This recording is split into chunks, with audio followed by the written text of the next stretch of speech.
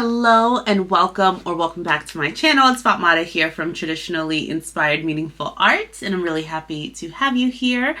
I wanted to give you some updates just because I feel like I want to have completed things before I come here, and that's not always going to happen. So I thought I'd let you know. From the last time we spoke, I believe I mentioned that I was making a skirt for my sister-in-law out of this Ankara fabric, which I love this fabric. I had previously last year for Father's Day made my older brother a Simplicity men's button-up shirt, which I hacked to make short sleeves.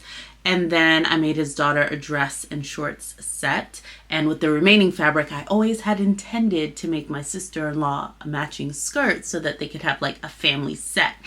And like her birthday is past, I wasn't able to get to it. And for Mother's Day, like last Saturday, whenever, the Saturday before Mother's Day, I think 2 Saturdays ago, I was like, I'm gonna go ahead and finish that up. And I did. So I made her a skirt, which was loosely based off of this very easy, very Vogue pattern, View A. So very easy, very Vogue 9014. And I loosely based it off of this View A. It has this slit right here, which is sort of embedded within this pleat. This has amazing construction lines and was quite interesting. I say loosely based off of this because the pattern requires about 4 yards of fabric for the skirt.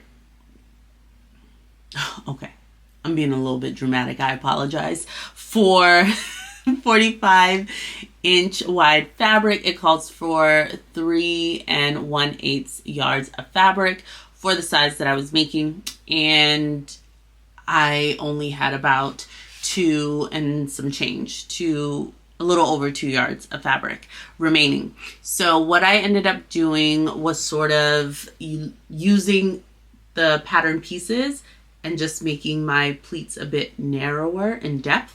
And that seemed to work. I also wanted to include some pockets for her in this because she has a little one. And I was like, you want pockets? And what I noticed is that there's a reason why this pattern does not come with pockets. So I want you to take a look here. You'll see like 2 lines. This is the back. There are 2 lines that come down, and those are the seam lines. And you can see they're further back in the skirt. And I found that really, really interesting. And I noticed that the actual side seam doesn't rest at the sides. It's like pushed further back. So that's why it doesn't have pockets. Note to self. I have to go. I think the baby's crying. Bye. Which fabric would you like? I need red fabric for my red dress. What are you making?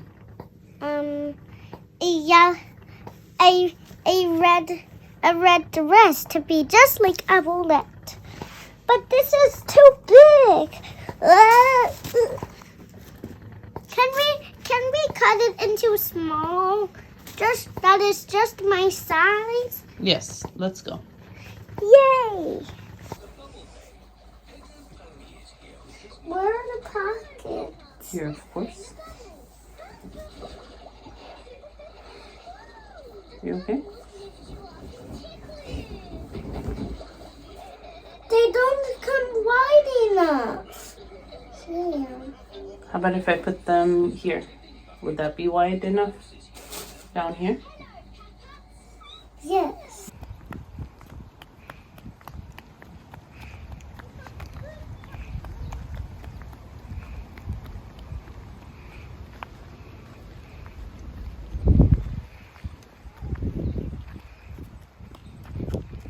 Hi, it's the next day.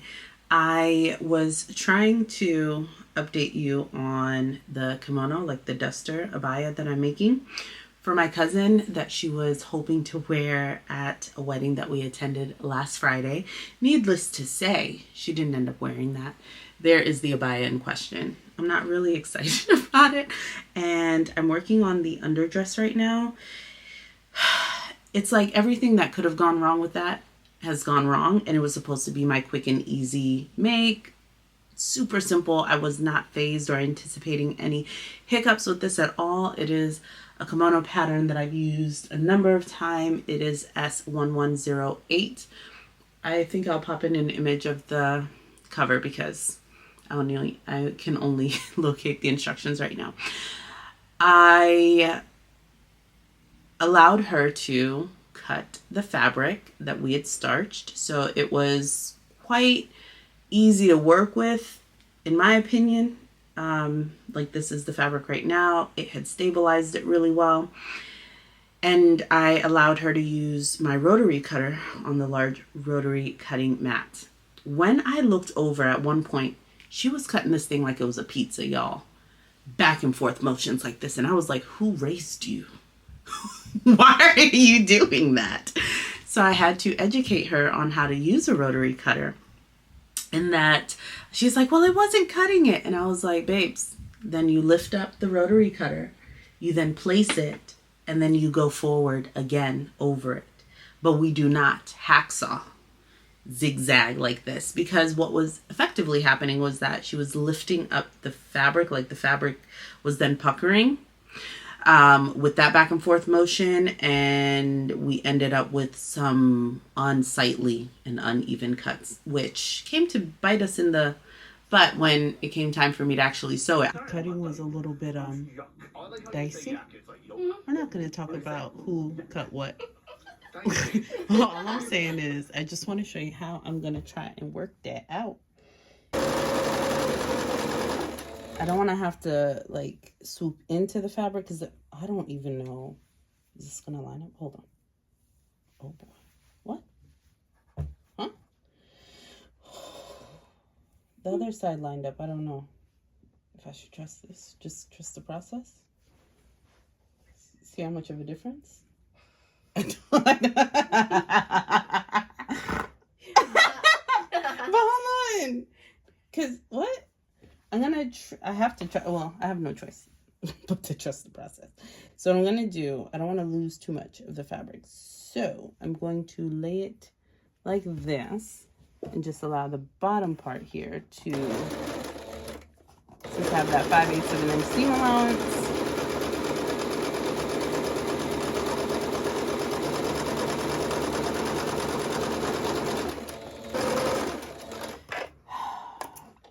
I try to compensate for the sides.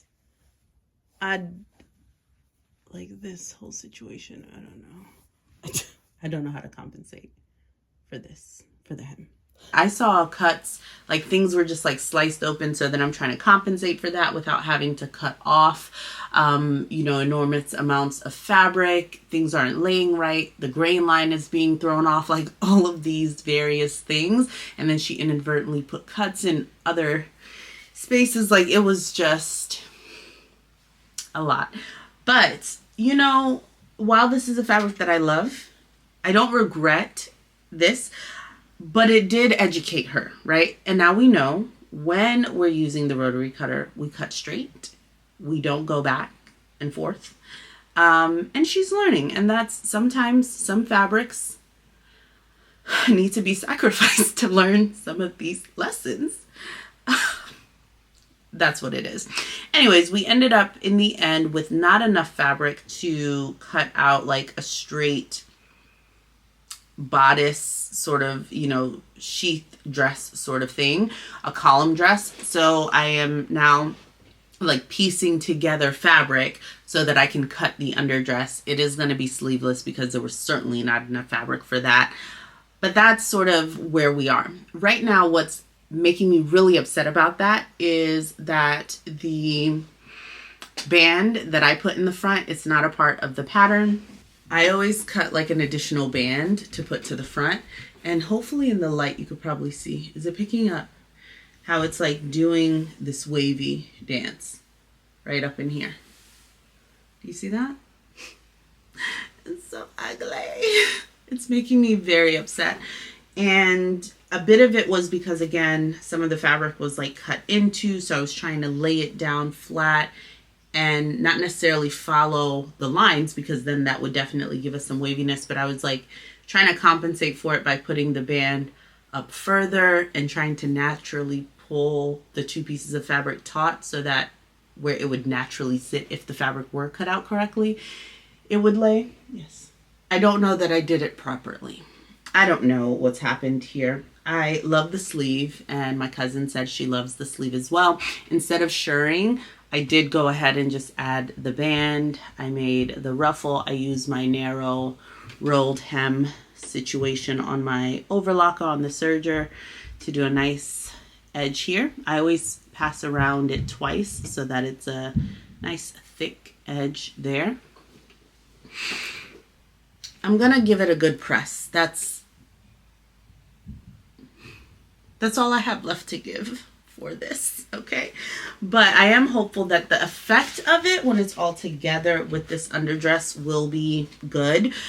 I also just did myself no favors because I was rushing. This is back on the Friday in question last week when I still had hope that she might be able to wear this when I was trying to whip up the underdress.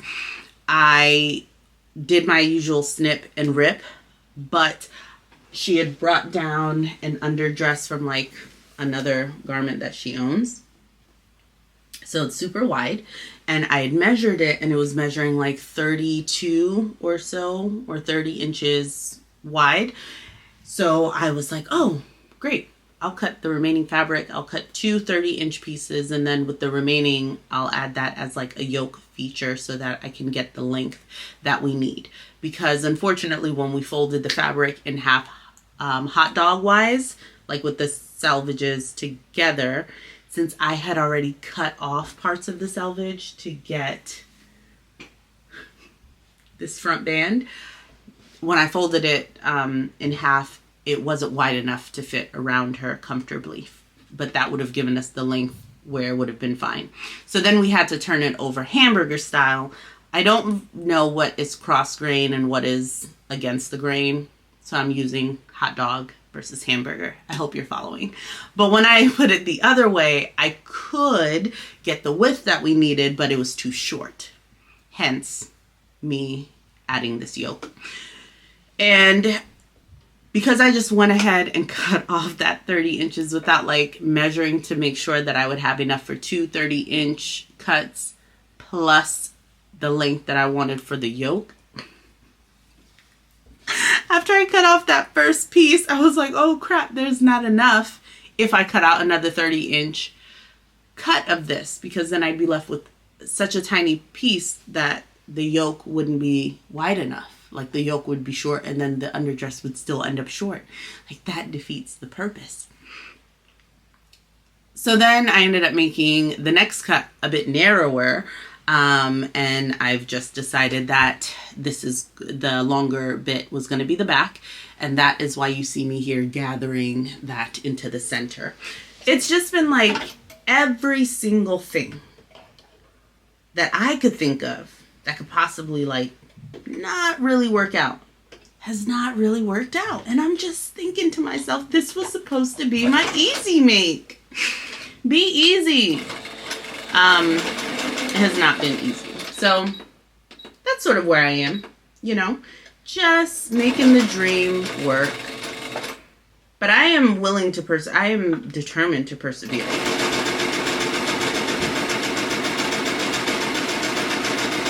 And that urge to persevere and make this is not really because I'm excited about it, because I'm through with this make. I'm very much so over it at this point. But I do have the navy serger thread in my overlocker, and I want to commit to finishing this for her, because while she couldn't wear it to the wedding, she ended up wearing a fabulous dress that she had, so that was great. But I do want to get this to her, because she's like, well, I would definitely wear it like at another point. And I know that if I put this down, if I put this project down, I am not revisiting it, nor do I want to have to feel guilty, because then I have to change my overlocker and do all the other things. So I'm getting it done. We're going to make it work. That's what I'm doing right now. I just put the baby down for a nap. My daughter is eating a boiled egg.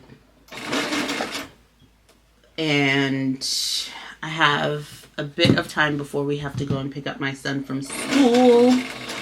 So I'm trying to see what I can do. If he'll sleep the whole time until we have to go and do the school pickup run, we shall see. As soon as I thought I was in the home stretch, more unpicking.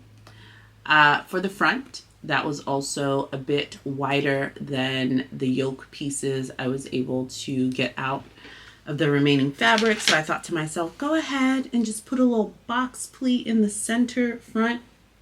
However, where this yoke lands is less of a yoke and more of like a bodice length. And now that I'm noticing that it's more bodice length than yoke, I thought it was going to stop like up here. It's like hitting down here. So with that box pleat, it looks super awkward. And on the back piece that I just did when I was sewing it, of course, I used a 4.8 millimeter stitch length Smart Wise. I checked it and then I went in with my regular stitch length of 2.5. With this piece, however, I had already had the machine set to 2.5 and I was feeling really confident. I was like, this is simple. Just go ahead and put the bodice front together. And then I hated it. And not only did I do one row of stitching, I did two. Why? Because the first one was a little bit wonky. Did I stop and check there though to see if I liked this? No. I proceeded to put another row of stitching. Now I'm sitting here unpicking 2 rows of stitching. And I know that there's a better way to unpick. I know that. However, with the fact that I have no more of this fabric and it's slippery, like it's, you know, like I don't want to poke through it because of how lightweight it is, I am unpicking this in probably the most inefficient way. I had to skedaddle yesterday, but I'm back at this, and for the back piece, there were lots of cuts in the fabric in awkward places. So I tried to put a dart, not a dart, it's a French seam. I tried to like close it up with a French seam, which then ended up taking in quite a bit of fabric because I had to sew it wrong sides together than right sides together. So it ate up quite a bit of fabric, which created what looks like a dart, which is then puckering. And I'm actually going to undo the, you know, the French seam, and I'm just going to put some interfacing in that section. And even if I would have just done one pass, might have been fine with right sides together. So maybe I might do that because that's not too bad. Once I release that second stitch line, it's not as puckered. All right, we finished. We finished. Whatever that means for this project, we're done.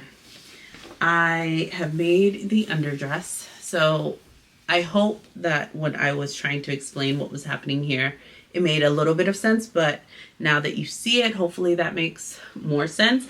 Basically, I had to cut out sort of like a yoke or bodice piece. They are on different grains. So I think this is on grain and this is on the cross grain, the portion up top. So there is a difference in the sheen, I'm noticing. Yeah. It sits just under the bust line. This is the gathering that I did on that back panel just to take in some of that excess fabric because that back piece was cut wider than the amount of fabric I had for the top. I did end up making it sleeveless. I bias bound the neck and armholes right there. There's no closure, just slips over the head. And here is that slash that was in the fabric. So I went ahead and sewed it right sides together and just put some interfacing just to hold that nice and neat. With the duster, with the abaya, I did just go ahead and do some top stitching to hold down this band. And I'm hopeful that'll like get rid of a bit of that waviness, but I'm still seeing it even as I was pressing it. The last thing I did just now was to remove the gathering stitches that were in the ruffle part of the sleeve. What I'm going to go ahead and do now is throw this in the wash. As you can see, it's still quite crisp. I was trying to figure out how to show you guys like firmness. or crispness, and I don't really quite know how to do that, but it still has the starch in there, which has been extremely helpful in the making process. And I am going to go ahead and wash and dry this like normal to get the starch out, and then hopefully we'll have something that's a bit floaty and really nice for my cousin to wear. If she gets any use out of it, I'd be happy. I am just glad that it's off of my sewing table. And now I'm going to figure out what I want to work on for myself for a bit, because I've done a lot of selfless sewing in the past like 2 weeks or so, and I'm kind of over it. I have one other project, a mending job that I have to do for another one of my cousins, but she doesn't need it immediately. So I'm going to go ahead and work on something, possibly just putting rickrack on the Zimmermann, like the bottom tiers for the Zimmermann dress. I might start working on that as I sort of think about what I want my next real project to be. But I will show you how this turns out in a bit. Bye. Change of plans really quickly. My cousin, another cousin, she dropped off this organza dress and she needs it hemmed up at the bottom. I just put painter's tape where it needs to come up. I really want to just get this out of the way because I will hopefully drop this off before she returns from a trip that she's on. But also because whatever project I'm about to get into, I feel like I'm just going to want to be able to sink into it and not feel like I need to pause, change whatever thread I'm using to do this. And that way it's just out of my hair. We're also at the part of the video where I am grabbing any piece of cloth that's within an arm's reach to put on my head before recording. That's the part of the video that you have entered. You didn't ask for it, but here you are. All right. All right. Anyways, wish me some luck. But yeah, I think that's what I'm going to do. I did show her the hem and I was like, hey, you see how the hem was done? So if mine is a little bit wavy, it's gravy. Like, that's not a problem because it was already wavy. So I just want to do a good job here. And sometimes I try and overdo what the previous person had done, when really I could just do the least. But I will always give the most. I do. Because it's my name on the line at the end of the day. I'm like, I know I can do it better. I know I can do a good job, so I'm just going to try and do my best. Okay, that was literally, it was nice to have something that just went the way it was supposed to go. Thank goodness. So we're done with this organza number. Refocus. I did what I said I was going to do. I folded it into quarters and then I cut it off at the length it was meant to be with 1.5 inches. I just did 1.5 inches instead. Folded under by that 1/2 inch. Hopefully you could see it through the organza there. And then folded it again by 1 inch and then ran it through the sewing machine. Yeah. I was able to take up some of that excess that was causing a lot of bunching in the original hem and just did like neater pleats at the side seam. I preferred that so that I could have a really nice smooth edge at the bottom. I tried it on. It hits the floor and hangs over just a bit on me. My cousin who I'm hemming this for is shorter than me. So with heels, it'll fit her the way that she wanted. And I can put that away, and now when I start working on my projects for myself, I'm free. I'm free to just do what I want. After washing it, I feel like the fabric is definitely back to its original. It's really, really nice and drapey, which is what we wanted. Very, very nice. And it's got its little crinkle texture back, which I love. My cousin loves a good monochromatic look, so she had picked up this hijab from the Somali Mall. It goes for the most part. But yeah, I think it's really cute for a monochromatic look. Now,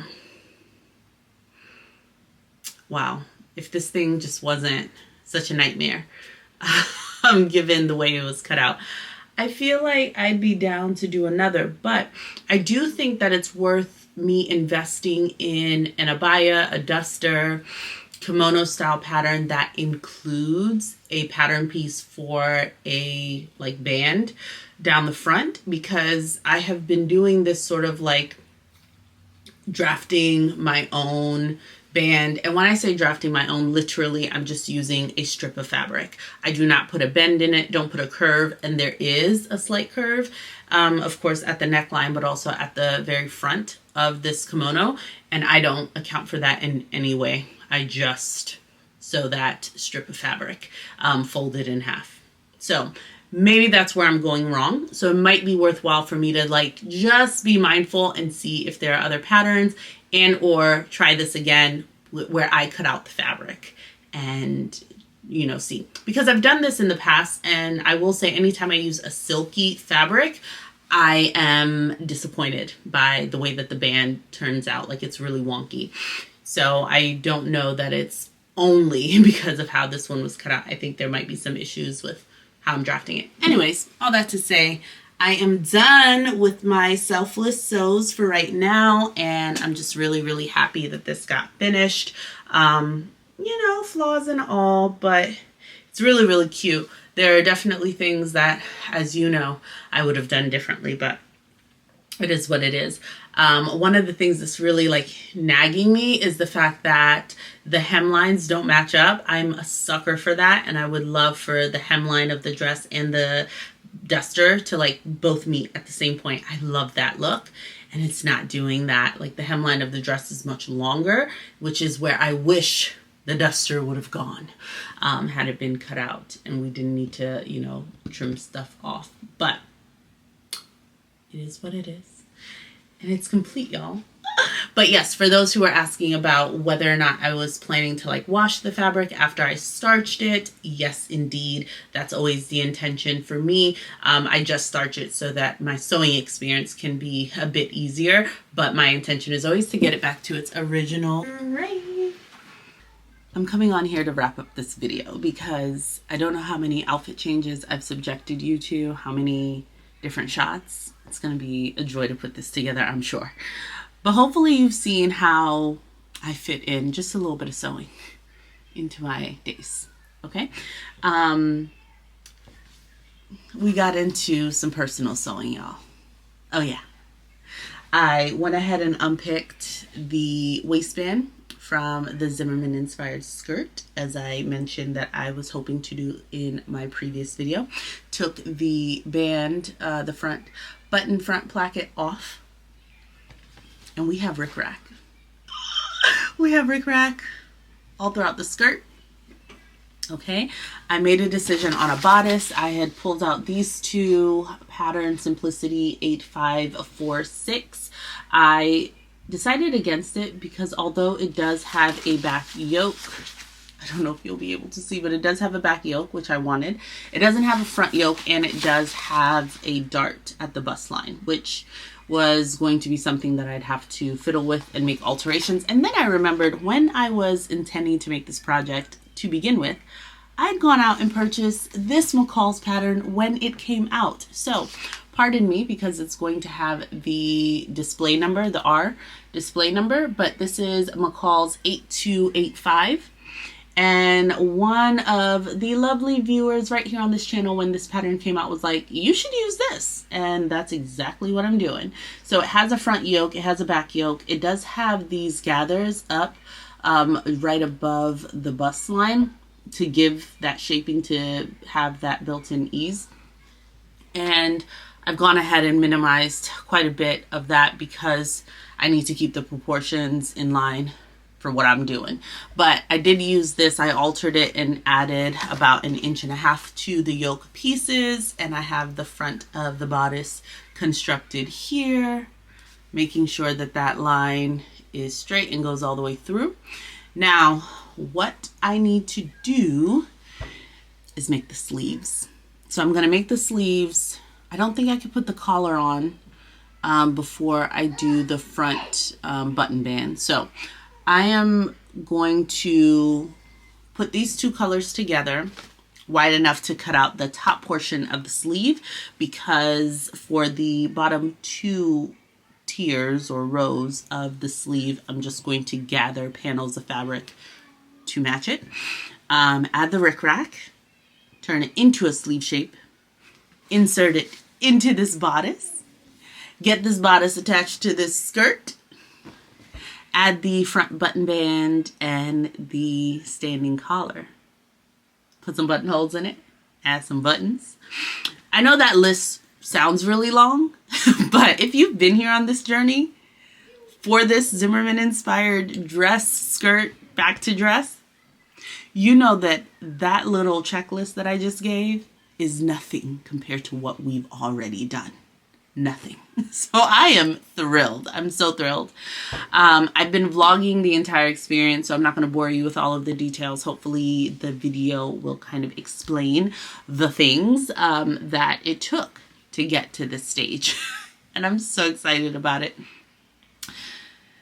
I was, of course, color matching my threads to all of these different rickrack colors, so that's been fun.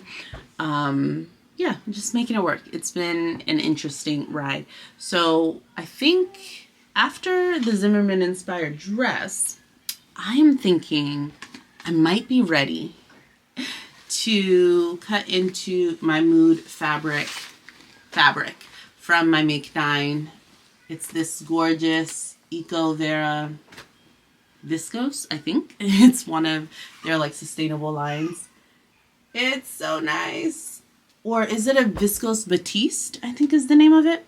It's just gorgeous. It has the navy and white sort of background with birds, foliage, and then these pops of color with additional birds and flowers. I fell in love with this and I'm really excited to use it. I think I have 3 yards of it, 3.5 yards. I'll measure it, I'll figure it out.